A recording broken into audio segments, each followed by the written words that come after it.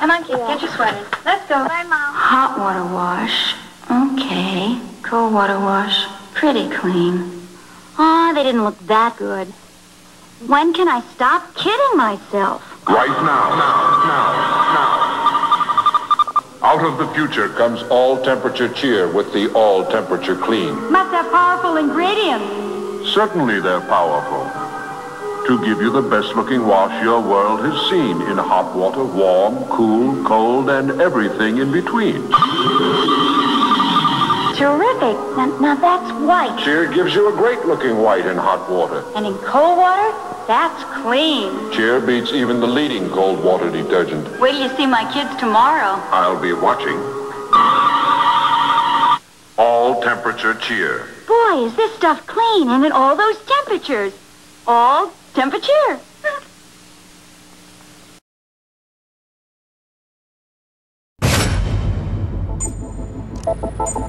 July 3rd, 1971, 1 a.m. For the last 4 months, rock star Jim Morrison has called Paris home. He's come here to write and to rest. But his stay has been anything but restful.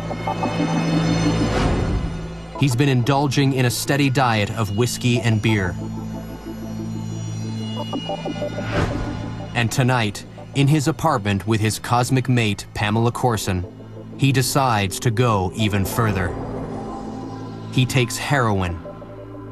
Up to now, Morrison's entourage has worked very hard to keep the hard stuff away. I don't tolerate smack, pure and simple. So everybody knew that it could be dangerous to them to bring that stuff out. Uncle Tony will not be amused. Somebody's going to get hurt. Guaranteed. But tonight, Uncle Tony is thousands of miles away, and no one is there to look out for Jim. Over the years, Pam got involved in different kinds of things and eventually started using heroin. Now, this was something Jim was concerned about. It's not something he condoned. It's not something he really approved of.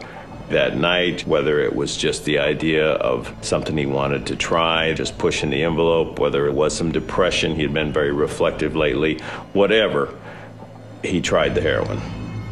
That decision will prove to be fatal. Stoned out of their minds, Pam and Jim watch home movies of recent vacations. They snort more heroin and spin some old Doors records. But in 3 hours, the music will be over.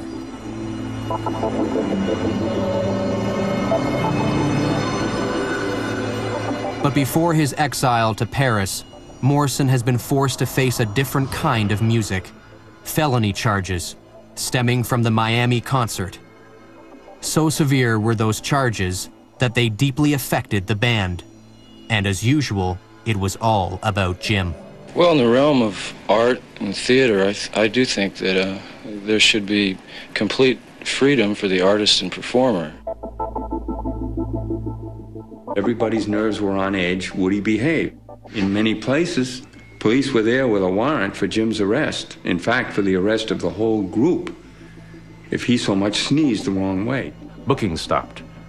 Concert promoters no longer wanted to have them because of the fear of arrests and lawsuits and violence and mayhem and breaking obscenity laws. Jim Morrison and the Doors were not prepared for the backlash that followed. Radio shows would not play Doors records. Doors recordings were removed from the shelves of record stores. We were absolutely banned from all public media. Once the darling of the press, Jim Morrison became public enemy #1. He was ridiculed by Rolling Stone magazine with a wanted poster that called the Miami concert Jim's organ recital. When people started looking at him as a drunken fool, that devastated him. Basically, you know, Jim wanted to be wild and crazy on stage. He did not want to be seen as a fool. But worse was to come. In September 1970, after awaiting trial for nearly 2 years, James Douglas Morrison was found guilty and sentenced to 60 days hard labor for profanity and 6 months hard labor for indecent exposure. Allowed to remain free on bail pending an appeal, Morrison, the free-spirited bohemian, was terrified of doing time. In his darkest hour, he became increasingly obsessed with his own mortality. Then when Jimi Hendrix and Janis Joplin died, Jim began to go around and say he was number 3. Jim was always saying things like that. On July 3rd, 1971, in his apartment in Paris, Jim Morrison is well on his way to becoming the next rock and roll casualty. At 3:30 a.m., after passing out from too much heroin, his girlfriend, Pamela Courson, wakes up to find him struggling to breathe. She manages to wake him. She wants to call a doctor, but Morrison refuses. Pamela, still high from the heroin, goes off to bed. Jim Morrison isn't ready to join her quite yet. Instead, he heads to the washroom where he draws himself a hot bath. It will be the last thing that he ever does. 7 months earlier, back in the States, and with serious jail time hanging over his head, Morrison became ever more distant from those around him. In concert, he was barely able to perform. In December 1970, on stage in New Orleans, the Lizard King completely fell apart. He stood up, picked up the microphone stand, and proceeded to smash it through the floor, literally smash a hole in the floor. He then walked off the side of the stage right, went up to the dressing room. That was the end of it. For years, the other members had put up with Morrison's antics, but this time, he'd gone too far. Drummer John Densmore had seen enough. John tossed his sticks on the floor and said, "That's it, never again." The decision was, we will never perform in public again. We will never go on stage again. But while they would never play together live again, the Doors continued to record. They began work on their 6th album, L.A. Woman. Recording alone, however, was not enough for Jim. He lived on performing.